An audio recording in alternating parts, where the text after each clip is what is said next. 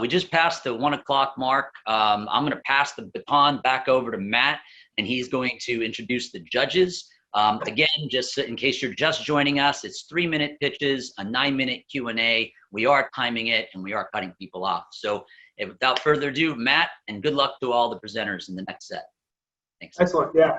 Thank you, Darren. And I would just add, there's certain representatives from each of the institutions that Darren mentioned, including Darren and the SoCal folks that formed a committee that met every 2 weeks for an hour, and I would periodically join. But special thanks to all you guys for organizing today's event, which is, I think, incredibly important for this ecosystem. So yeah, let's turn to the judges. And thank you again, Darren. So we have 4 great judges joining us for this device-focused panel. Amy, and I'll mention everyone's name, and then I'll allow each of you to introduce yourselves and your respective institutions and anything you'd like to share about your interests. Amy Salzhauer, Pascal Crody, Marianne Vogelsang, and Catherine Rhee. So thank each of you for joining us. And Amy, if you'd like to introduce yourself, please feel free. Sure, I'm Amy Salzhauer from Good Growth Capital. We're an early stage VC that invests in transformative science startups. So we have a pre-seed and a seed stage fund where really early stage companies can get mentoring and full support as they grow, and then a seed and series A fund. I was a serial entrepreneur, so if you're presenting today, I have been in your shoes. Good luck, and know that you have a very sympathetic audience. Excellent. Thank you, Amy. Pascal? Hi, everybody. I'm Pascal Crotty, and I'm an investment associate at Kairos Ventures. We're an LA-based VC firm, and we make investments in early stage companies that have innovations in either the life sciences, so therapeutics and devices, or in the physical sciences domain. And we look for these companies to be affiliated with our partner academic institutions, many that are based here in LA. Excellent. Marianne? Hi, good afternoon. My name is Marianne Vogelsang. I'm the Director of Strategic Scientific Initiatives at the Ellison Institute for Transformative Medicine at USC. I'm a former lab test developer in the startup space. I've managed and built CAP-CLIA labs in startups, and so I'm here for support and just constructive criticism, but I also at the Institute help manage and drive our corporate partnerships. So good luck. Excellent. Thank you, Marianne. And Catherine. Hi, sorry, my camera's not on because I have weak connections, but I'm Catherine Rhee. I'm with Legendary Venture Capital here in Los Angeles with the early stage but our headquarters is in New York City. That's mid-stage and bridge, and we have another location in Silicon Valley, which we do later stages in IPO. And our thesis is consumer. We started in the CPG, consumer retail tech, and we expanded that to marketplace. And then now I'm the only woman in the group, as well as a technologist. So I do stem cells to satellites, and we just participated in SpaceX funding. So thank you. Excellent. Thank you, Catherine. So with that, very much looking forward to the discussion from all of our judges. We can turn to the first company, Autism Diagnostics. Great. So I'm Professor James Adams, and my colleagues and I founded Autism Diagnostics. I founded this company because my daughter has autism, and autism is very difficult to diagnose and difficult to treat. And so therefore, what we did, autism, as you may know, now affects 2% of children in the US. It's difficult to diagnose, often at early ages. Average age of diagnosis is about 4 years, which results in a major delay in receiving critical therapies and services that can help. Currently, the diagnosis is based solely on behavioral symptoms, language, social skills, can require multiple visits. Some children may not be diagnosed until age 10 or later. Unlike a diagnosis of diabetes, it was very hard to do until we discovered a test for high blood sugar, and that led to a treatment. With a diagnosis of autism, because there is no medical test, it's very unclear what medical treatment should be used. So the solution is we have developed blood and urine-based diagnostic tests based on measurements of many key metabolites using high-quality LC mass spec. The test we envision would be submitted for CLIA approval, so any physician around the country could mail in samples to us for testing. This would be the first biomedical test for diagnosing autism, and it would guide personal medical treatment because we would provide the levels of each of 30 to 50 key metabolites.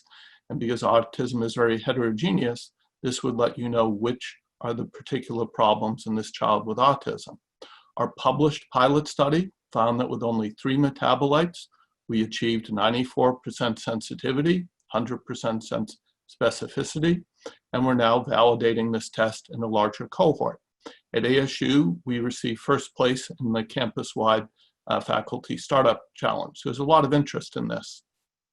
The opportunity and market, there are currently 1.5 million people in the US with autism. There are about 80,000 new cases each year. Worldwide, the numbers are about 20 times larger. Physicians order the test for people with autism or people at risk of autism. So the true market could be several times that. The financial opportunity is the test costs us about $100. We estimate about $200 for related expenses, retail for about $800, net profit of order $500 a test. The numbers that I give here are very conservative estimates. 5,000 sales the first year, $4 million gross, $2.5 million profit. The real challenge is we think the interest could be much higher than this, and therefore we might need to invest in purchasing several more of these $500,000 machines so we could scale up very rapidly. But basically right now we're just looking for some seed funding to help us complete our validation process. So open for questions. Excellent. Thank you, Dr. Adams. Would any of our judges like to ask the first question or the first comment? Sure. How large is your cohort and how many and what's the length of the study of your cohort? Yeah, so we've done a few pilot studies. The pilot study we published was 18 children with autism, 20 typical children. We used leave one out cross-validation. So basically we developed the model with all but one child and then predicted the result for that next child and then repeated it for all of them. We've done similar studies as well, which we have not yet published. I think, first of all, I think this is really interesting. We've seen several approaches just within our fund for people trying to develop autism tests. How would you compare this, for example, to people who propose maternal autoantibody related autism testing? Yeah. So the maternal autoantibody test is a very powerful approach. I know the developer of it well, but only about 30% of, 20 to 30% of mothers of children with autism have those maternal antibodies. So that may be useful for predicting which children are at risk of developing autism, but again, relates to only about 30%. We believe our test seems to relate to probably 90 to 95% of cases. There are 5 to 10% of cases that are due to single gene disorders. We've excluded those from our analysis, but it's possible that our test might be valid for that 5 to 10%. And at what age does this, are you able to have this level of specificity? So our pilot study is for ages 2 to 11. We'd like to expand that later to older ages as well. It's hard to diagnose autism reliably much below age 2, but actually we have some ideas on how to develop it down to birth. I don't want to get into that. It's rather private, but I think we have ways to get down to age 0. Thank you. Thanks, James. So do you find that these levels of metabolites then are pretty consistent in these kids with ASD throughout that age group, that age range 2 to 11? They don't In our fluctuate? Yes, in our pilot study, we found that. What was very exciting too is that our pilot study was part of a treatment study where we received fast track approval from the FDA for very promising treatment for autism. And we found that after treatment, those metabolites improved quite a bit. At the same time, there were great improvements in autism symptoms. So it seems to be not just a test for diagnosing autism, but families could use it as a guide to say, oh, well, gee, I need to work on improving this metabolite, and if I do, my child may have lower symptoms as well. So the way we envision it, I'm the president of the Autism Society of Greater Phoenix, so I've discussed this with my board. My board has children who've been diagnosed with autism for a number of years, and that they said, we'd all love to have this test done because we want to see what are the particular problems in my child, what could we do to try to help them, and also really confirm in some cases that they have autism, that it's not just severe anxiety, severe ADHD, or some other combination. Do you have a market plan or business plan to address the competitors already in the space like BioRosa? Because you had mentioned that there's a subset. They have a similar panel. I know BioRosa very well. We actually, I've known them very well for a number of years. We've incorporated some of BioRosa's tests in our work, but actually we found that our metabolites seem to be much more robust and reliable. They cover a much broader set of metabolite space, but also we think we'll get to market sooner than they will. But they are probably one of our lead competitors. But again, their test is very narrow what they look at. It's basically an oxidative stress test. So it's not very specific to autism, certainly important for autism. Can you talk about manufacturing and also your customer channels and distribution and licensing? Yeah, so currently our test involves using our LC mass spec, runs about $500,000 to purchase one. And we can probably run of order 500 to 1,000 tests a month using that. And so we are allowed to use the current equipment at ASU. We just pay standard user fees. And one of my team is the metabolomics expert on the testing side. I'm the autism expert. And so for smaller scale, up until we hit about 5,000 sales, we can just use existing equipment. So we don't need too much in major capital to start with. But if the interest becomes very high, then we would need to purchase several other $500,000 machines and rent a space for it. So then your business model is more with services then rather than a manufacturing the kit in the first stage. Right. If we were to do a manufacturing of the kit, we'd have to go for FDA approval, and that could take a very long time.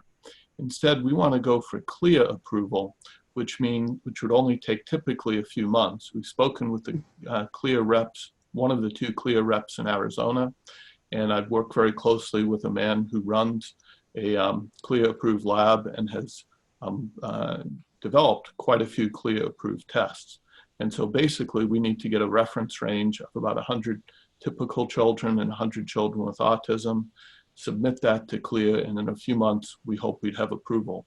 The CLIA rep has told me they're very confident in LC mass spec equipment and believe that the results would be quite accurate. The question is, how meaningful are they?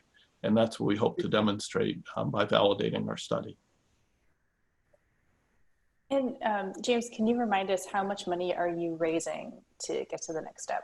Yeah, so we would probably need about $100,000, roughly half of that for our patent costs. We have 2 patents already on this, a couple other related ones.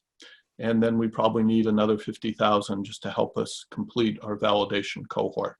So we're most of the way there towards our goal, but we have a little farther to go. And what would be your goal? Is your goal to continue to run this company, to sell the company? What's the exit like for you? So there are 2 approaches we could take.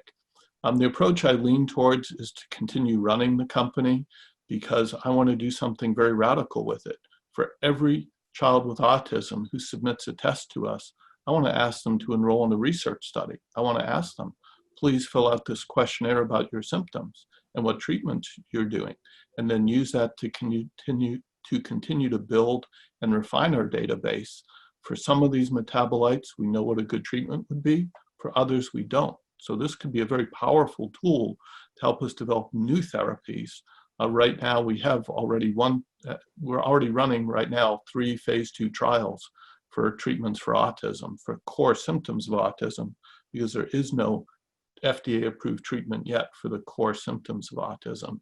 And we think this test is going to be a big tool in helping us get there. But the other option is, I've spoken with LabCorp, which you may know is one of the largest labs in the US, and just mentioned to them we were thinking about, we're working on a test, and they said they'd be interested in speaking to us about licensing it to them. So that would be an option, but I'd rather just continue to run it ourselves, because I think we'll continue to refine it and continue to improve it even more. Are you sure that venture capital, and by the way, I think it's really interesting and I'd love to hear more. I sent you a message. We have been looking in this area, but I wonder whether venture capital is really the best funding mechanism for you, or whether you could do a public-private partnership that might be more patient, more, focused on getting the money into the kind of research that you're interested in. It's just a question. Yeah, I'd like to learn more about that. I certainly won't claim to be an expert on the funding side of things. I'm really a scientist at heart. But the issue is that we're on a very short timeline, that in a couple months, we'll know if our validation test works out. And then we hope in another 6 months or so, we might be ready to submit to CLIA for approval. And then within a year from now, actually have a test available. So we're on, hopefully, a very rapid timeline. COVID-19 slowed us down a bit, or we would have been done by now, I think. All right, I'll give you the time clock, please. Yeah, Darren's good about reminding us. So, Dr. Adams, thank you so much for your presentation, and best of luck to your company. Thank you all very much. Thank you. Okay, thank you, Darren. Next up is a founder, Sydney from my alma mater, Cal Poly. Company is Autism Devices. Hi, Sydney. Thank you, Matt. Hi. I'm actually going to share my screen with you, and I'm going to play a pre-recorded version of the 3-minute pitch, and then I'll be on video to answer questions. Hi, my name is Sydney Cullen. I am the CEO and the co-founder of Autism Devices. Our mission is to improve mobility, independence, and quality of life. I'd like to introduce you to a man named Jack. Jack lives with Parkinson's disease, and the worst symptom that he experiences is something called freezing of gait. Freezing of gait is medically defined as a sudden onset of immobility, but Jack will explain it as feeling like his feet are glued to the floor or stuck in a box of cement. As you can see, as Jack tries to walk across his living room floor, what's happening is that there's this disconnect between the brain and the body, and it makes it so that no matter how hard he tries, he can't take even one step. Now you can imagine how incredibly frustrating and debilitating this symptom is, but it's also a leading cause of falls for people with Parkinson's disease. Now it turns out that there are these sensory cues that can be used to help reestablish that connection between the brain and the body and allow someone to overcome freezing of gait. These cues have been used in physical therapy offices for years, have over 50 peer-reviewed articles published showing the efficacy behind being able to overcome freezing of gait. But what is missing is something to use at home outside of that physical therapy office every single day. And that's why we created the NextStride, a simple solution to a debilitating problem. We took the most effective audio and visual cues, combined them into a simple portable device that can attach onto any cane, walker, or walking pole. The auditory cue that we use here is a metronome, and the visual cue is a green laser line that's projected onto the floor in front of you. Here's a video of Jack using the NextStride for the very first time. Here's a video of a man named Trevor who's actually experiencing a freezing of gait episode, is unable to move his legs until he activates that green laser line from the NextStride that allows him to take those first steps. NextStride is the only device that can attach onto any cane, walker, or walking pole. It also uses a variety of both visual and auditory cues in order to more reliably restore mobility. And the on-demand cues are important for our patients to be able to activate the cues easily, quickly, and only when they need to be on. Given the total number of people in the United States that suffer from freezing of gait and our price point of $500, we have a total available market in the US alone of $300 million. Expanding globally, that number is $3 billion. Now that is only talking about Parkinson's disease. It turns out that there's preliminary evidence that's been published showing the efficacy of these visual and auditory cues in not only helping with mobility in Parkinson's disease, but also in stroke rehabilitation, cerebral palsy, multiple sclerosis, and PSP. That expands our total available market in the US to be about $2 billion. Worldwide, that number is $13 billion. Now we have founded the company in 2018. We launched the product officially on the market in April of 2020, and we are actively looking for channel partners. If you know any distributors, the VA, physical therapy clinics that you can introduce me to, please reach out. And of course, we're always would love to connect with investors. Thank you. Yeah, of course. Would any judge like to start off first? Sure. Are you on the device collecting data or sensing their fall or any of the intake of data from the patient? We are not. This MVP version, minimum viable product version of the product, is purely hardware. There's no collection of data. There's no feedback that is collected there. It's really just providing these external visual and auditory cues to help people overcome freezing of gait. Sydney, can you give us a sense of how many PD patients suffer from freezing of gait and how often this happens? Yeah, absolutely. So there are 10 million people living with Parkinson's disease worldwide, 1 million in the US. 60% of those people experience freezing of gait today. 80% of them will eventually experience freezing of gait during the progression of Parkinson's disease. Did that answer your question? Oh, the frequency. So it really depends. I mean, I know everyone hates that answer, but it does. Parkinson's is very different for everybody. On average, people will start to experience freezing of gait about 5 years after being diagnosed. It can start off as being experienced maybe once a week. You know, it's not the biggest part of your life. But for Jack, as you can see in that video that I showed, it's progressed to the point where he cannot walk without the device. He can't walk 10 feet without the device. With the device, he can. Gotcha. So it's all along the range. Okay, yeah, I'm just curious if, you know, how frequently this happens and if, you know, patients that are experiencing it every day would be more of your target customers or people that are just having an episode or once a week or something like that. I don't know if you've looked at that at all or got any feedback from PD patients. I mean, we have customers on the whole spectrum. We have a customer that experienced freezing of gait once in his life, and he purchased the NextDrive because that experience was so scary and traumatic for him that he never wanted to have that experience and not be able to reliably get out of that freezing episode. And we have people like Jack or like Earl who need the device to be able to walk at all. Fully convinced on the need. Let's talk about your business model, your financials, how much money you need, whether this is really the kind of company that scales and needs venture capital funding or whether there's a different way to fund this. Yeah, sure. So we have actually raised 1.5 million up to this point to be able to get to manufacturing and get through that first run, as well as secure all of the IP that we need. Our go-to-market strategy. So we had a $500,000 round that was about a year ago, and then $1 million round that was closed in April. And the goal of this $1 million round is really to work on our go-to-market strategies to get to that reliable, reproducible, scalable customer acquisition strategy.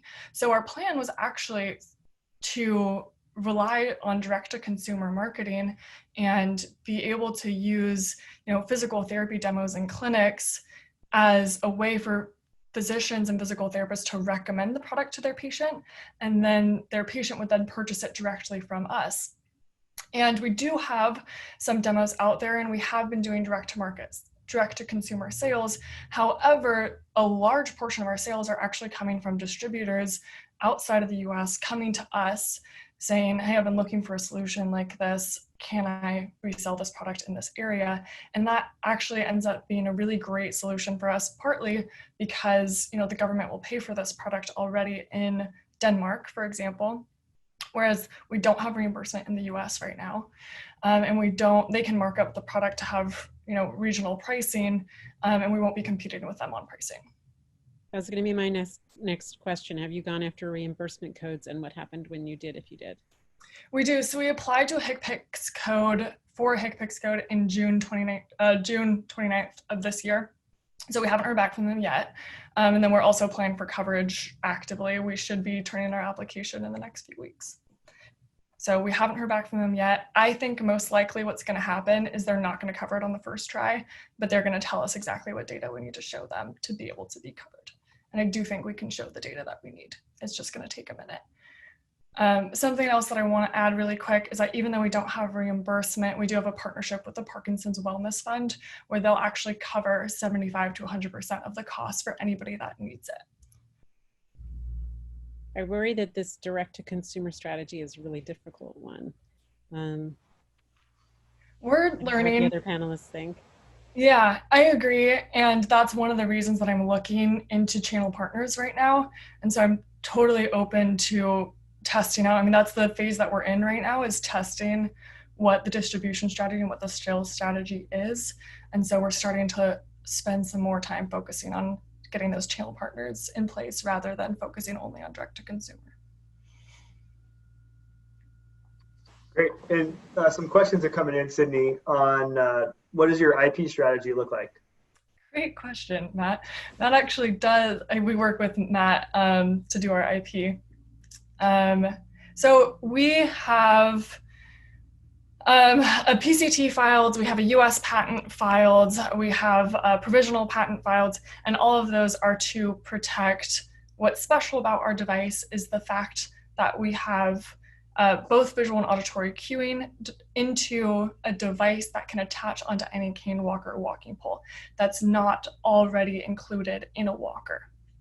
So that's basically an idea of what we're protecting.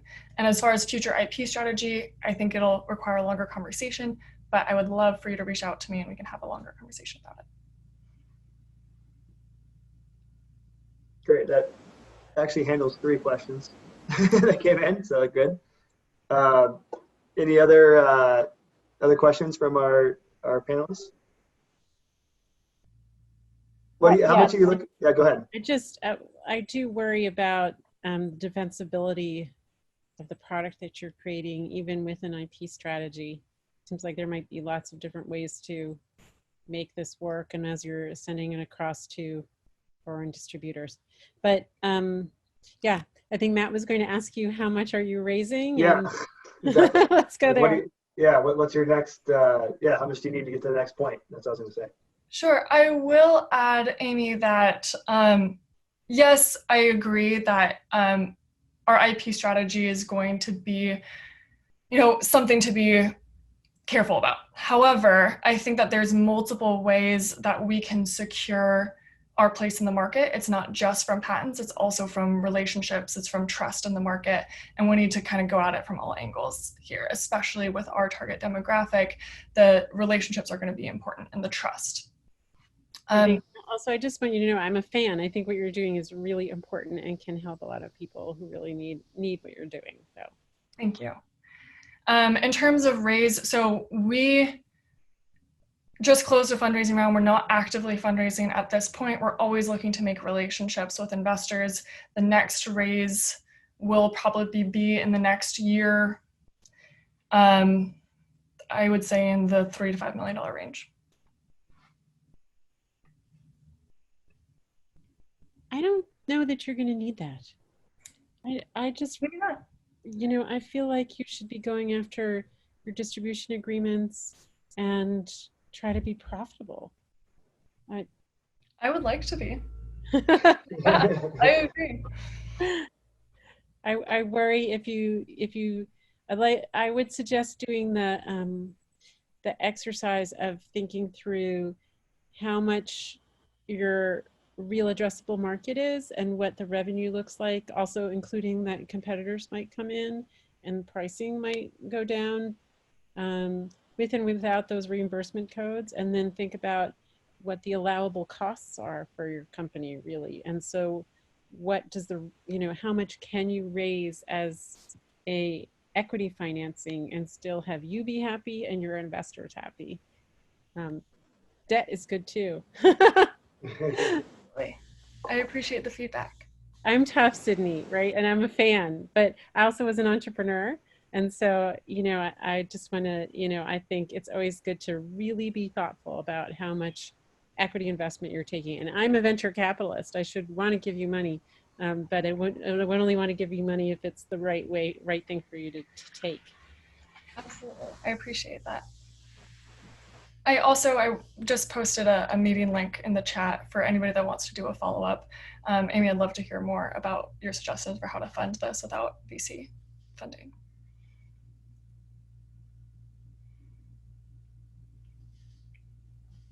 Really Great. quickly, where are you manufacturing this?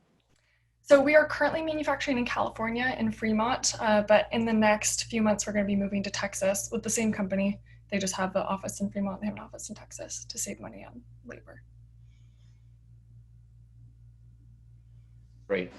This is a fantastic idea. I think I love the simplicity and how effective it is. I think speaking of simplicity and how effective it is, our clock ran out and I'm not sure, I think we got it booted back up again, but I'm going to turn it back over to you, Matt.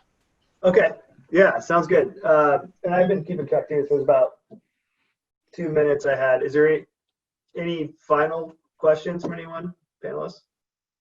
I think we got a lot of good comments in. So, okay, great. Well, Sydney, as always, great job, and best of luck to the company. Thank you, Matt. Thank you, everybody. Next company is Simpleseek. Hi, everyone. My name is John Powers of Simpleseek. Our goal is to accelerate the future of genomic sequencing. When we look at the current bottleneck in genomic sequencing, it really becomes the front-end process. In the front-end process, it's time-consuming. You're looking at anywhere from 30 intricate temperature-sensitive steps requiring skilled labor at a premium cost to do the library prep today. What we've come up with at Simpleseek is we've got our product portfolio reinvents the front end. Better techniques and better materials can take it down to as few as 5 steps, better, faster, and cheaper than what you're currently doing. In addition to this, another benefit we've got from this process is we're able to preserve a single strand of DNA on a solid surface and then allows the lab to replicate that sample without depleting the source. This is a major breakthrough for clinical and forensic testing that currently have a scarcity issue for rare samples. This slide that I'm showing now is just a graphic representation of how we accomplish the binding and replication process. I can get into more details once I get through my 3 minutes. Perkins Coie is driving our IP strategy, and we currently have 3 provisional patents filed with additional IP in development. Simpleseek is well positioned for commercialization. Our proof of concept is complete. We're finalizing our internal testing. Our initial market is the large genomic and research centers. This has the benefit of not having any regulatory restrictions, and we can use the product immediately. And the product we're talking about, our kits, we have a 500 gene kit. We'll also have a replication kit and an eventually an extraction kit. We've identified the top 30 genomic centers where we already have existing relationships and plan to work with at least 2 of these to externally validate our kits for Q1 2021. When we look at what's really driving this, a big part of it is moving the testing closer to the points of care. And coronavirus has really emphasized this point. The simplicity of our process allows any lab to quickly scale for genomic type testing. So with COVID, it's obviously PCR testing, which is one step in next generation sequencing. I put this article up just as an example of what the market looks like. Because when you look at what Thermo Fisher was actually bidding for the QIAGEN business at roughly $12 billion, this kind of gives you an idea of the size and value of the sample preparation market, because that's QIAGEN's sweet spot. The competitive matrix here shows how Simpleseek outperforms the current sample preparation techniques in every single category. When you look at our pro forma, it's really based on relationships we currently have with the genomic labs. The market ramp is based, so that's the first year. When we look at the market ramp, that's based on our targeted customers, as well as comps from CAP and Twist Bioscience that show that this growth is very achievable. The first year sales at 1.9 million, that's very low representation. It basically represents the capacity of two NextSeq 500s. So that's doing about 9,000 samples a year using our first assay. And that's very conservative because every center we're talking to has at least two platforms comparable to NextSeq 500. So that's very simple. If we have one sequence, one center using our product, we'll meet those numbers. And we're expecting to have anywhere from 3 to 5 centers.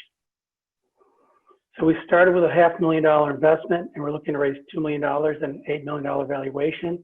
This will get us to our commercial product. With our seasoned management team, we're well positioned to make an impact in this multi-billion-dollar market. Sorry, John, I have to stop you. Oh, you're closing up. Great, because I'm done. we're past the 3 minutes. Thank you. Does anyone like to ask the first question or first comment?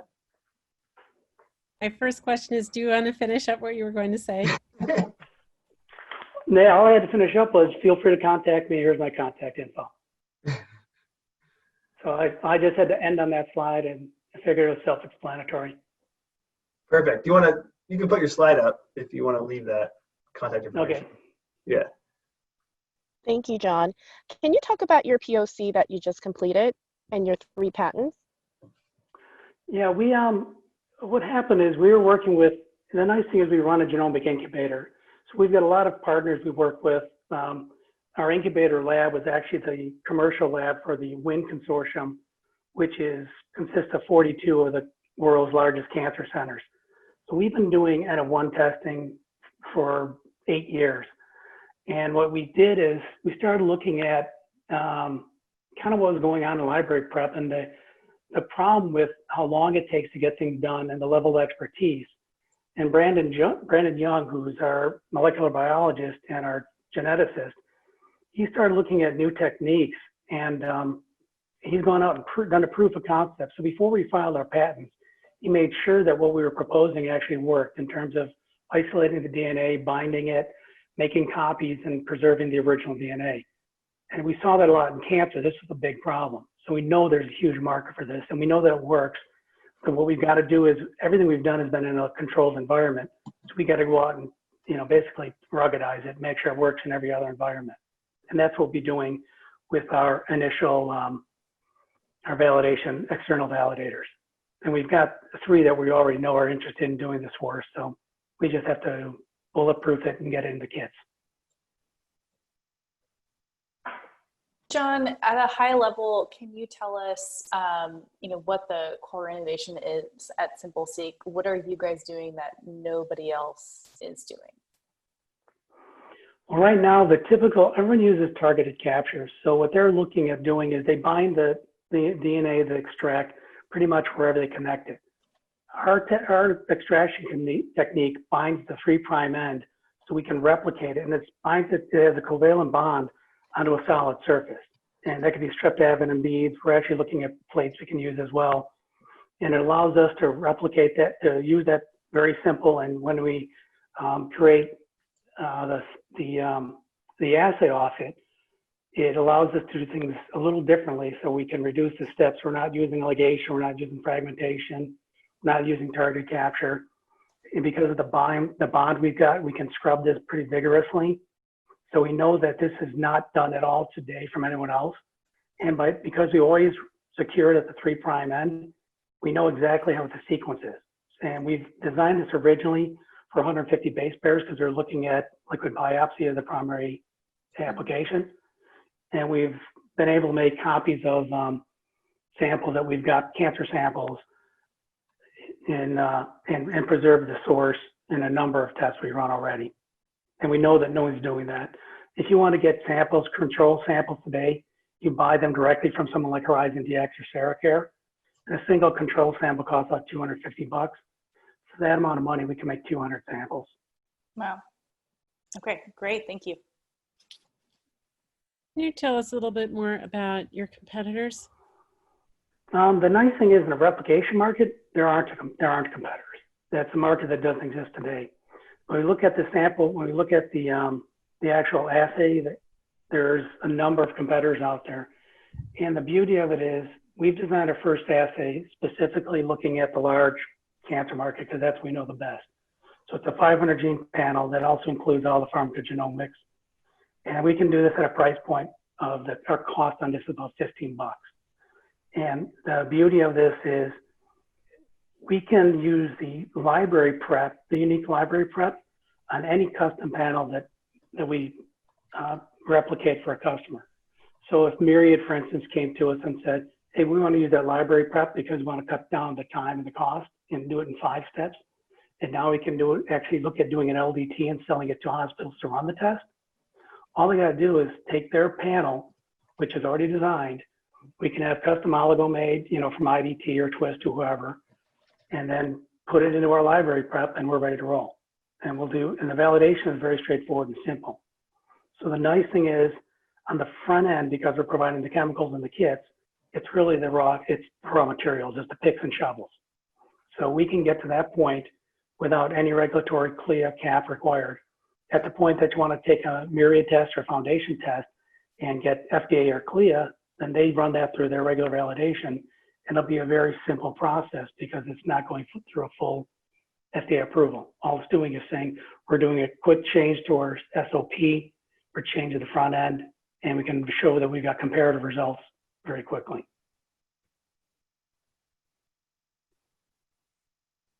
And is it not limited? You said you start on the liquid biopsy phase. Does it also work on tissue, like FFPE tissue and definitely? Tumors?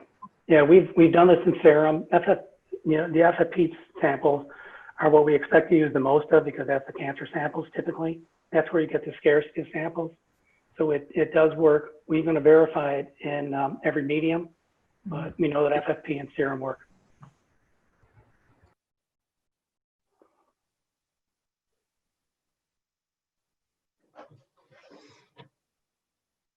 Great. Could have taken more time to present. You had to reserve it, but you didn't do that. No, I'm just kidding. If you'd like to share, you have some time. So if you'd like to share anything else about your company, feel free. I have a question, and I didn't want to dominate.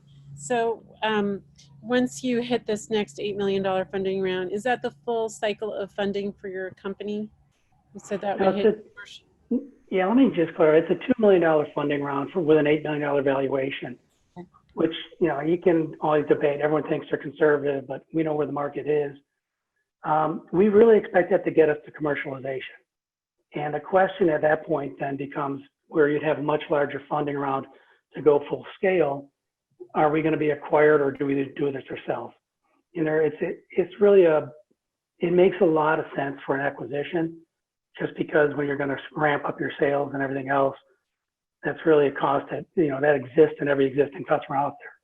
And we know we can get a very good market in just the genomic research centers today, just because of our existing relationship. I ran a company previously that I worked with the top cancer centers worldwide. Brandon running the lab for WIN Foundation, the WIN Consortium, you can look up, worked with 40+ centers. So we have the contacts at the best centers, and we know we can meet at least the first 2 years' numbers. Have you already started talking to your acquirers? I mean, this is a very acquisitive market. You're in a good spot. We have relationships with, NDAs in place and relationships with a number of strategics. We're being very close to the vest in terms of what we're telling them we can do. They've gotten some awareness of what we can do just because we do order oligos from some of these guys. So they're very curious, and when they look at the actual material we order, we don't think it can be reverse engineered very quickly, but it's so straightforward and simple that we know it. If someone really wants to make the effort, that's why we made sure our patents were in place first. We didn't want to talk too much about it. And when you look at that $2 million, when your first question, we really see a $1.5 million going strictly to development and R&D, because we do have other IP we want to file, and we do want to bring in do some more testing. And our overhead is very low cost because our lab is paid for, and we get very favorable rent from the city of Marietta. So we have very low overhead. Great. Okay. Well, yeah, go ahead, Amy. No, I think it's exciting, and it sounds like you've designed it in a smart way. So, love to hear more. I appreciate it. It's one of our founders is a serial entrepreneur. So Jay Goff he's seen a lot of wins and a lot of losses along the way. And Brandon's a very business-minded molecular biologist, and he started a number of big labs. He started Scripps in Florida. He started Stanford in South Dakota, Vera McKenna. He worked for HLI. So we've all got some very good experience, and having run both commercial and being CEO of both public and private companies, I really appreciate your perspective. It sounds like you've got great experience, so thank you. Look forward to hearing more. Excellent. Yeah, well, thank you so much, John, for a great presentation and engaging discussion, and best of luck to the company.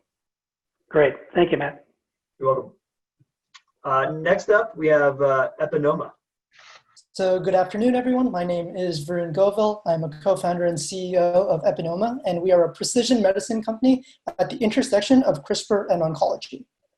So right now, one of the biggest challenges that oncologists face is assessing how a patient is responding to different types of treatment. And to make this judgment, they primarily rely on CT scans and protein marker analysis. But the problem is that these tests simply aren't sensitive or consistent enough to warrant continuous judgment. And what's even worse is that it can take almost 6 to 8 months before these tests are able to accurately characterize tumor dynamics.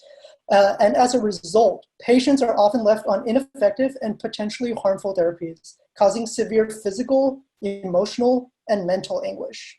And so our team asked, what if we could provide a more accurate test that could assess patient response in weeks rather than months? And so that's what our work at Epinoma is specifically focused on. We are building the first methylation-based CRISPR blood test for cancer patients. And at the heart of our technology is a novelly engineered CRISPR protein that is designed to detect methylation, a more consistent molecular fingerprint that is present just 2 to 4 weeks after tumor resection and can guide tailoring the treatment decisions. So the way that it works from a clinician's perspective is that this would be a blood test that they could order, and then the metrics they get are beta methylation, as well as qPCR quantitation, in order to quantify methylation at specific sites within the human genome that have been tied to patient response. And by switching to our platform, we believe that clinicians can reduce the time needed to assess patient response by almost 6-fold. We offer 500 times more sensitivity with multiplex analysis capabilities, and we offer a cost savings of almost $1,200 per patient per month for unnecessary or ineffective therapies. Our initial beachhead market would be the colorectal cancer surveillance space, where we believe that there is a $2.1 billion market opportunity covering 337,000 applicable cases of colorectal cancer patients from stage 2 to stage 4. We believe that we can differentiate ourselves from the various other liquid biopsy and methylation specific companies on the basis of the accuracy of our test, as well as ease of integration into the clinical workflow overall. Our team consists of individuals with backgrounds in clinical translation, pharma, and academia, and we are advised by a world-renowned board with experts in CRISPR, protein engineering, and healthcare management. Right now, we're looking to close out $300K on a safe so that we can develop and further de-risk our CRISPR technologies, add key expertise to our team focusing on protein engineering, as well as adding clinical advisory board members, and continuing to chart out our IP, clinical, regulatory, and reimbursement strategies. And with that, thank you for your time and attention, and we hope that you will join us on this journey of revolutionizing post-therapeutic monitoring. For those of you who are interested, please feel to reach out at varun@epinoma.com or set up a one-on-one meeting with our Calendly link right there. Thank you, Varun.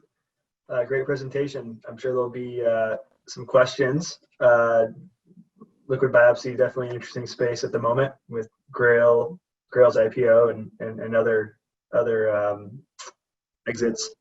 Anybody would like to take the first crack at a question or comment on our panel? I feel like I'm not that helpful in this space because there's so much happening in it and it's not my direct field of expertise. So if somebody else wants to comment, otherwise I'd love to hear how you're thinking about that. How will you position yourself in the market, or is your IP position so strong that it would be obvious if this were my area? Right. So part of it is that based on this new technology that we have come up with, this CRISPR that is able to detect methylation, that establishes a very strong IP position. The next challenge would be driving our clinical adoption strategy. And so the way that we plan on doing that is by going to academic university centers, and specifically those that are listed within the National Comprehensive Cancer Network, or the NCCN, so that we can get our tests listed within their guidelines, because that is a primary driving factor for a lot of oncologists when deciding which tests to utilize at the end of the day. So do you plan to validate your commercial approach with academic labs and then at some point translate Yes. over to commercial labs? That's correct. So part of it is there are several different routes that we could go. The first is that we could set up our own CLIA and CAP accredited laboratory where we would process the samples. Another option is licensing it out to a large provider such as Quest or LabCorp. But we still need to do a little bit more work on the technology side before figuring out which of those workflows would make the most sense at the end of the day. Yeah. Got it. I guess that would dictate your regulatory strategy, right? If you do. Exactly. So LDT, part of the you're regulatory good. strategy, yeah. For the short term, so we actually got a chance to speak to the former CEO of Foundation Medicine about this idea. And based on that discussion, I think we came away thinking more so that this should be in the short term an LDT regulatory pathway, and then eventually we can go towards a manufacturing kit approach down the long run.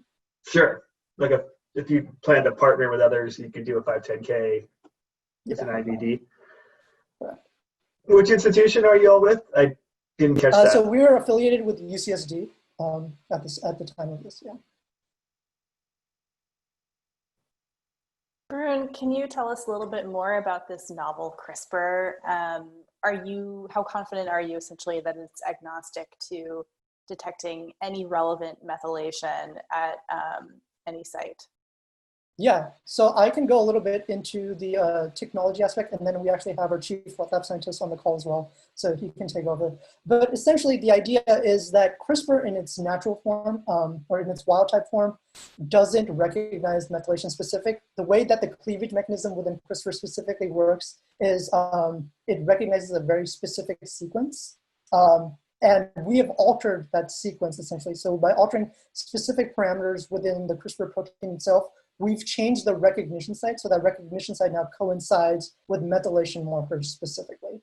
We also worked with Dr. Justin Siegel in order to ensure that it's methylation sensitive, so we're relying on the steric clash at the specific sites that we have altered in order to make sure that it is methylation sensitive. And Z, if you want to add anything onto that, feel free.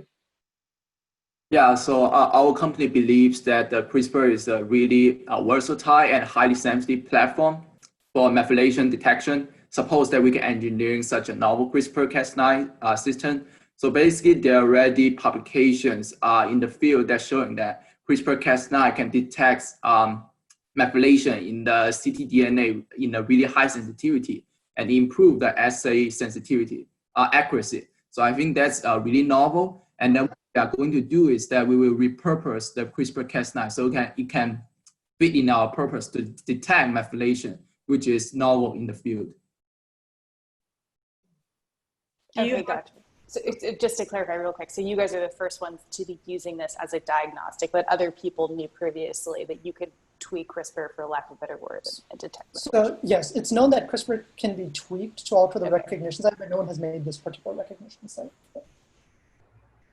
Yeah, that's what I was going to try to expand upon that with the methylation being specific for driving these mutations or even being therapeutic target.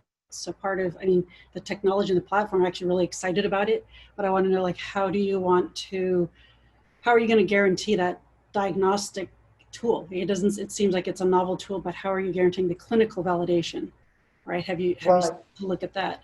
And so absolutely. So that's a great question. And I'm actually going to share my screen really quickly, just so we have a roadmap in front of us.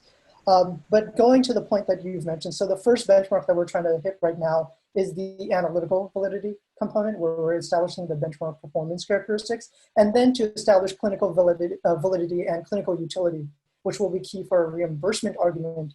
The idea is that we can do one of two things. We can either partner with biomarker discovery companies that already have methylation markers that they have presented or at ASCO or AACR and try to use those as a proof of concept.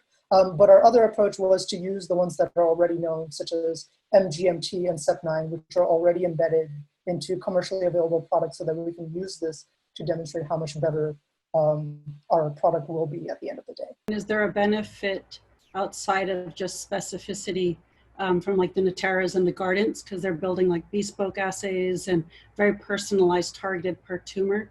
How are you going to penetrate that market, and what's your advantage? Yeah, absolutely. Ishan, do you want to take over on that one? Yeah, so one of the advantages we present is actually on the patient journey side. So by speaking to gastroenterologists and practicing physicians, we realized that one of the challenges with treating colorectal cancer is at the stage 2 inflection point. It's very unclear as to whether or not patients will benefit from adjuvant chemotherapy. And it turns out that out of all the patients that are given chemotherapy, approximately 80% of them do not experience any survival benefits. So we plan to use our tests to specifically identify high-risk patients that are likely to undergo recurrence and give them the appropriate chemotherapy they need. In addition, we can spare patients who would not benefit from chemo, which then improves their quality of life and also just overall reduces the healthcare expenditure. Have you spoken to Bright Edge, the American Cancer Society's fund? Seems like a... We have not. One of our funding mechanisms at this point, we're going to be reliant on a SBIR grant, but the timeline is a little bit sort of elongated for our purposes. So the idea is to use them as a stopgap funding at the beginning of 2020. Up until that point, we're relying more on sweat equity and on personal funds, because it's just the pace of CRISPR and everything that's happening in the liquid biopsy field is so fast that, you know, if you don't do this, someone else will. And we believe that we have constructed the right team to be able to leverage all of these opportunities at the end of the day.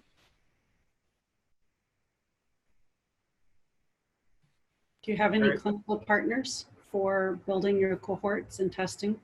Yeah, so that's right now we're in the process of deciding who we specifically want to target for our clinical partners. One of the ones that we've reached out to is Dr. Paul Ackerman over at Brown University. He runs their sort of CRC department, and he has expressed some willingness to be a clinical partner. We also started looking at individuals who are part of the NCCN guidelines and listed within those centers. So there's Dr. Alan Vanook at UCSF, who we're hoping to reach out to, as well as other individuals that we know within the UCSD ecosystem as well.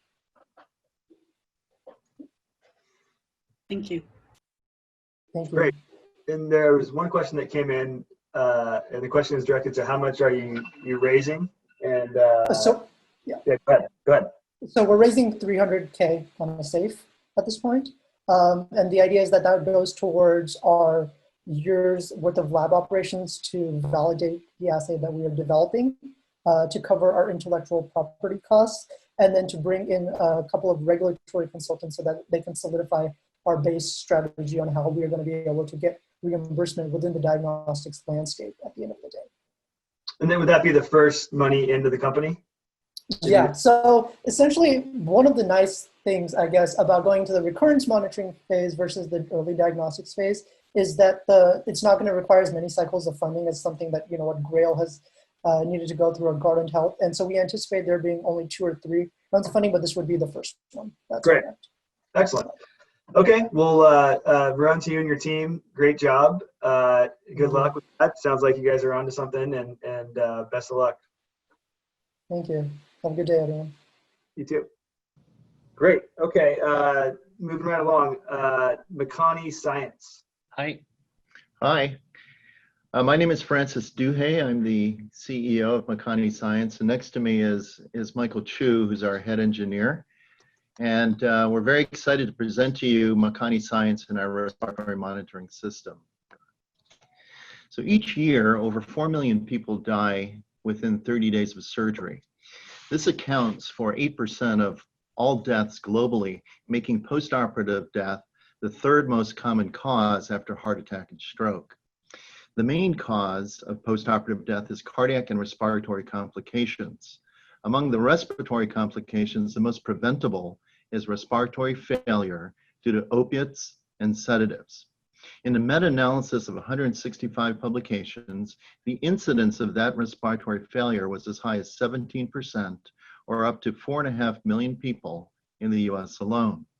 Sadly, current standard of care of respiratory monitoring is inadequate. Our initial target market segment are physicians and dentists who perform ambulatory procedures that employ opiates and sedatives without the presence of an anesthesiologist. This includes many dental procedures, up to 9 million per year, and GI endoscopy, principally colonoscopy, up to 7 million procedures a year, along with a host of other procedures. In the aggregate, this is a $2.7 billion market per year, demonstrating excellent growth rates as more and more procedures move out of the hospital into the outpatient setting. The Makani Science Respiratory Monitor can accurately measure both respiratory rate as well as tidal volume. It is easy to use and comfortable, and real-time and actionable. By significantly improving patient safety, the Makani Respiratory Monitor lowers the risk of harm to the patient as well as liability for the clinician. The video you see here is a demonstration of our Gen 0.5 device measuring respiration on a healthy subject performing different types of respiratory maneuvers.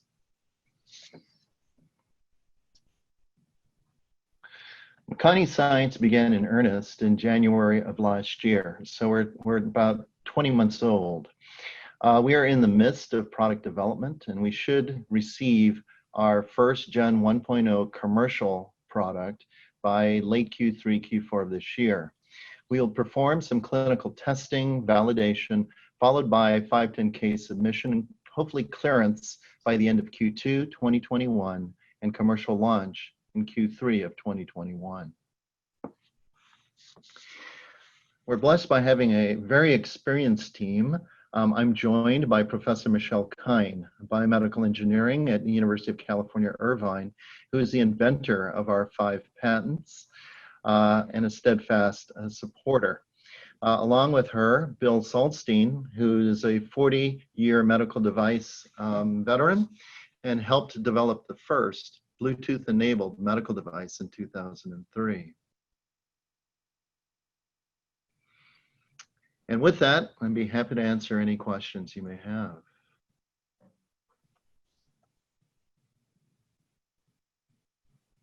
Tell me about what's driving the size of your form factor. Is that the battery that's in there?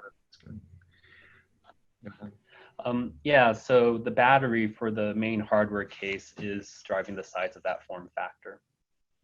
You should talk to, there's a new startup, Ateos, and they could change that probably to meet your the rest of your Band-Aid specification. Mm-hmm. That might really help there. Can you guys talk about a little bit more in depth on your device as well as your clinical testing?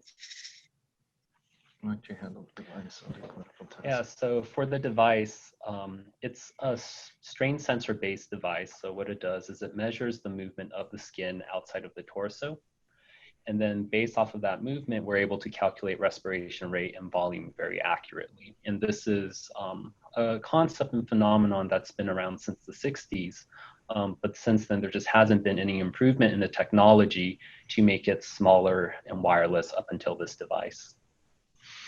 And in terms of the clinical validation, we have performed testing in normal healthy volunteers, which has been published in Nature, and essentially showing relative to the gold standard, which in this case is spirometry, an R-squared that's about 0.96, so a very high correlation.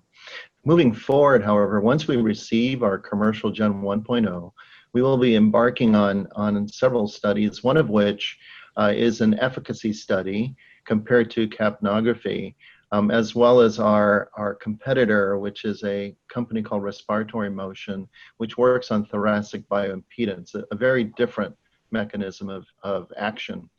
And the final study is a human factors study, which of course is required by FDA. The efficacy study is about 20 subjects, and the human factors is 15. So both of these will be run in parallel, and we think we can complete it within 2 to 3 months. I had a technical question regarding the application. What's the tolerance for error in application? And when you've imagined it launches, will this need or require a medical professional for application of the device on the patient? Yeah, so there isn't actually a very high tolerance for the application. There's two locations you want to place it on. One's on the rib cage and the other's on the abdomen. Because our sensor is very sensitive, it kind of eliminates that need to place it precisely on a certain location. So anywhere that you will have movement, you will be able to measure the respiration from. And so then it doesn't require, sorry. Go ahead, Marianne. I was going to ask, does it require medical? It won't require then a medical professional to apply it? The patient themselves? If it moves, like with Holter monitors, that's what I'm equating this to similarly, is that you need specific locations. So if it doesn't have that specificity for location, can a patient, can they apply it themselves? Yeah, so that's an excellent question, and that really is the focus of our human factors study. So to answer it precisely, it does require a healthcare professional. That could be a med assistant, it could be a nurse, it could be a physician. What Michael was alluding to is because of its sensitivity, there is much room for error, if you will, in its application.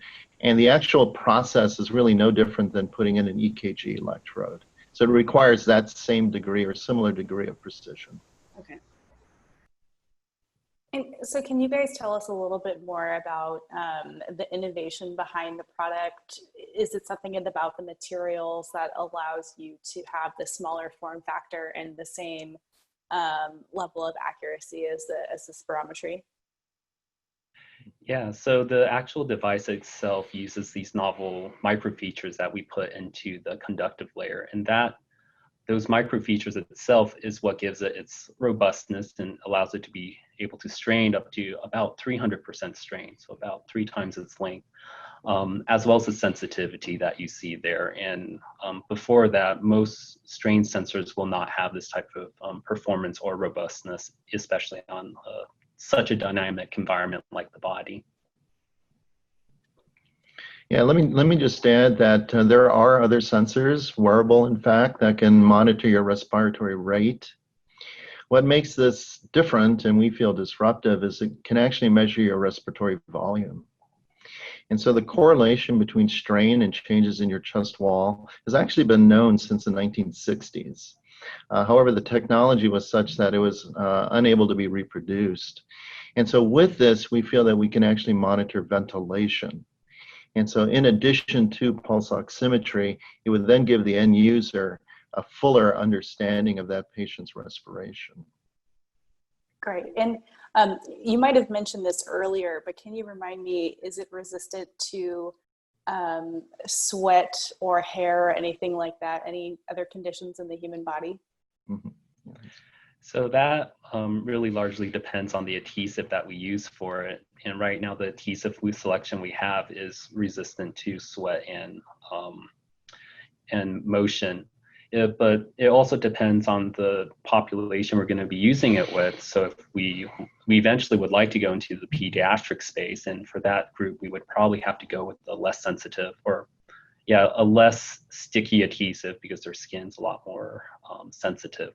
So it's actually one of the questions that just came in, whether you all plan to go into the pediatric space. So you answered that proactively. Yeah, that's a very insightful question, because those of you that know the pediatric space, there really is no good monitor for respiration or ventilation in a child, especially if you go into a neonatal ICU, for example. So even in the adult telemetry ward, respiratory rate is monitored using the EKG. And so you see an oscillation going up and down, and you're fooled that that's actually telling you how deep the subject is breathing. It has no relationship to that whatsoever. And so our monitor is very intuitive, and that waveform tells you not only the rate, but how deep you're actually breathing. The reason why, in addition, we're interested in children is because of asthma. And by having a wearable wireless sensor, we feel that we can detect abnormal breathing patterns like the onset of an asthma attack before it actually occurs. And by being wireless, it can actually send that information not only to the child, but also to their parent or teacher. Interesting. Yeah, I mean, I've seen firsthand with in the NICU with the wired sensor on the toe of the child, right? That comes off all the time. The alarm goes off. to the point where they just ignore the alarm. Yeah. That's not very helpful. Yeah. Some other questions that came in, whether or not you all have contacted any clinicians that have used it and what they've said about it. Yeah, so about clinicians, on our medical advisory board, we have 6 physicians that run the gamut of our market segments. So aside from anesthesiologists, dentists, gastroenterologists, cardiologists for the cardiac cath lab, and plastic surgeons for office-based cosmetic operations. And so they've been fully engaged. And right now we're in a workflow study where we're taking our generation 0.5 into each of these different venues and looking at things like the physician's workflow, but also interference with other electrical equipment that might reside in these offices. And we're gratified to learn that there is no interference whatsoever. Great. There's a physician in the crowd. A couple more questions. If the sticker is not tight, the tension or strain may not be measured. Is that a correct assumption? Yeah, so Michael alluded to the importance of that adhesive. And so we use a medical grade adhesive. This is not an area that we have to do any R&D on at all. As the physician probably is well aware, there are a lot of research that's gone into these kinds of adhesives, not only for acute use during a procedure, but also for longer term use out beyond 24 hours with Holter monitor electrodes, for example. And so the placement of it is actually quite intuitive. We take away any second guessing around any stretch. It's already pre-stretched or pre-tensioned. So all they have to do is peel back the adhesive and it's at the appropriate resting length. And then another follow-up question. So if the sticker is loose, that will cause an error in the system? Right, and that's no different than an EKG lead. So if somehow you were to dislodge the adhesive, then that would be correct. Got it. Okay. Any other questions from the attendees or our panelists? All right, well, timing's good because that's our 9 minutes of Q&A. So thank you both so much for your time and best of luck to the company. Excellent. Yeah. Thank you very much. Bye. Yeah, you're welcome. It's really interesting. Thank you so much. And our final presentation for the life science track is Cern. All right, hi, my name's Greg Klang. I'm the CEO, founder, inventor of the Cern Device. The company is called Cern Corporation, and you see the tagline, "Your concern is our concern," trademark. The device itself, which is therapeutic for fungal and bacterial vaginosis without drugs, is patented as well.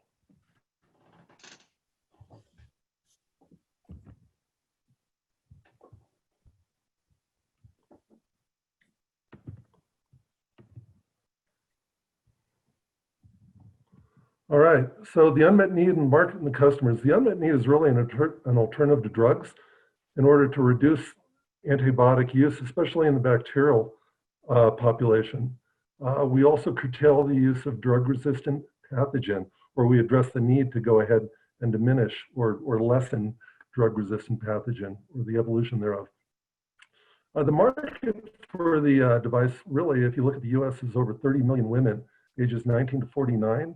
US market spend is in excess of $2 billion on therapeutics. Globally, it's about 5 to 6 billion, with a compounded annual growth of 68%. So our target customers are those for whom conventional therapies are neither effective nor appropriate. It actually can be expanded to those who include the immunocompromised. And also when we go over the counter, the population who seeks to just simply avoid drugs. They just don't want to introduce any additional drugs to their body. So how do we solve the problem? We're using low-level germicidal light in the visible spectrum. Please don't confuse this with UVC, UVB, UVA. Our principal wavelength of light is at 405 nanometers, but we also operate at 475 depending upon the type of the device. The product, as you see here, is a small insertable device. This particular device is targeted at the use of against bacterial vaginosis. It's fully insertable. BV actually resides principally within the vaginal vault, as opposed to fungal vaginosis, which may be in not only the cavity, but the introital region and also external genitalia. All right, competition, IP, competitive advantage. So the competition are all your classics out there. If you're looking over the counter, you're looking at monostats principally, nasal chemistry. If you're looking at prescription, on the vaginitis side, fungal vaginitis, you're looking at fluconazole. On the BV side, typically you're looking at oral antibiotics. And there's a new segment of drugs coming out, which are really pH-based. They're designed to alter the level of pH within the vaginal vault. Our intellectual property, we are patented both domestically with PCT filed globally. That includes both utility, which we are granted, and design patents also granted here in the US. We've done a freedom to operate, and we were clear and ready to go on that. In terms of the differentiators, what are really the differentiators here? We're not using drugs, all right? We're using a scientific mechanism based on what's called reactive oxygen species. We can mitigate multi-drug issues. Too many drugs within a patient provides a number of complexities. We're appropriate for those who may be pregnant to go ahead and combat BV prior to pregnancy, appropriate for immunocompromised. We appeal to multiple segments of medicine, right, who are actually seeing patients that are experiencing these various indications, principally BV, fungal vaginitis, but there's talk of this being expanded into dealing with STDs as well, potentially. So the revenue streams, the first product that you see here is roughly $200 back to Cern. That's an 80% gross margin. It's initially designed as a reusable, but we can also do a disposal if we wanted to. Our goal is to really build an ecosystem around what we're doing here to bring patients into the fold, if you will. Reaching customers, KOLs will be pushing information to them. Patients will be pulling into the ecosystem through a number of different avenues. Reimbursement, we've gone ahead and looked into reimbursement. We'll have to establish HCPCS and CPT codes. Right now, it's a white space. There are no CPT codes or HCPCS codes on this. In terms of traction, John, I have to jump in here. We're already almost a minute over the time that you were allotted. You can, I think Matt, I'll let you make the call here. If he wants to continue on and fill up, the 12 minutes, however you want to use the 12 minutes, but the instructions were the pitch needed to be 3 minutes and then the rest of it. So I'm just trying out of deference to everybody else. Yeah, fair enough. I mean, so just so you're aware, we'll just start to cut into some of the Q&A that has been very productive. So maybe if you want to start to wrap it up, and you'll probably have some opportunities to get to the points that you wanted to in the Q&A. Sure, thank you. You don't have to stop now, but maybe if you just want to spend 30 seconds to wrap up, and then we can do some Q&A. Yeah, in terms of, we're looking to raise $550K to bring us through early feasibility study and continue to build the IP platform. So we've got a lot of traction on this. We've got a lot of external entities who are looking at this, going, this is extremely interesting. You've targeted a huge unmet need. We've had requests for licensing from a joint venture. The NSF, we're in the midst of a grant evaluation. The FDA was very supportive in terms of their feedback, saying, yes, you guys are addressing a significant unmet need. We understand the mechanism of action. If this works, it's going to be very significant to an enormous number of people. Thank you for that presentation. Would any panelists like to go first with a question or comment? Yeah, so on that last slide, can you kind of give me a little bit more details on your timeline? And because I didn't see any like Q3 or any years on that, so if you can clarify that for me. Yeah, we believe we can get through early feasibility study within 9 months, given the right amount of money. All right, it's a very, very straightforward development path. We've done a lot of work in vitro that corresponds with work that's been done prior in terms of the amount of light needed to mitigate specific pathogens that are associated with the various indications. We also understand we can translate that into a device powered by a battery for insertion into a person. It's all very straightforward and supported by work that we've done and work that's been done externally to us as well. And what clinical trials or case studies have you guys done so far or going to do? Yeah, the FDA during our pre-submission wanted us to go ahead and not inoculate animals. What they want us to do is go ahead and do animal safety and then come back to them.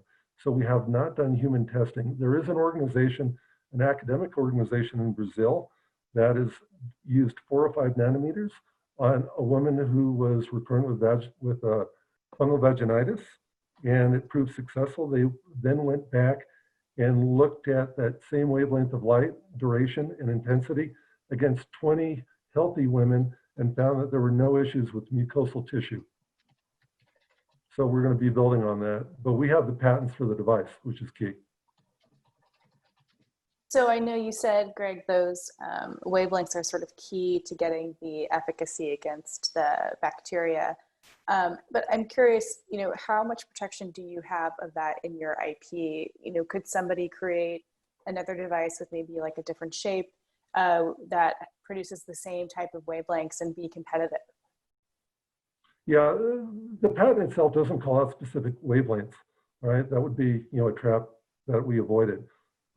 It is a fairly broad written number of claims, and I can give you access to the patent if you like.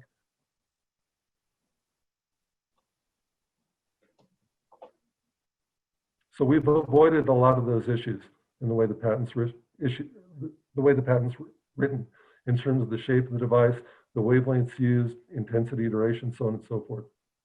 So you guys have tested a couple different permutations of the device, like shape and things like that, to come up with. Yeah, really it comes down to a couple basic things, and that is the wavelength, the intensity of the light delivered in joules per centimeter squared, and also the external material, which obviously, can't present problems to the user. And by the way, the duration of therapy is slated to be 30 to 60 minutes for use, right? Okay. So obviously what you don't want to do is attenuate light, which mitigates the efficacy of the wavelength. Mm-hmm. I have 2 questions. One is, so it's 30 to 60 minutes per use, and over, does it require repeated uses?